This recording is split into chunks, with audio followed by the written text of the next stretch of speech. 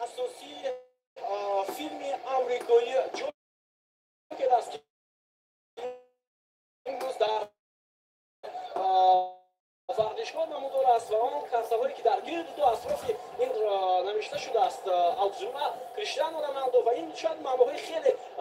تند دارد و ما میدونیم قهرمانی اساسی فیلم جوکر که اصلا مسخره باز هم هست، اما در فوتبال امروز به نظر من که تمام عالم فوتبال که آنها یک انقلاب کردن، بهترین بازیگران را به دسته خود با مبلغ‌های گران جلب کردن و آنها میخوان که دسته آنها فوتبالبازان آنها به حیث یک جوکر باشد در فوتبال آسیا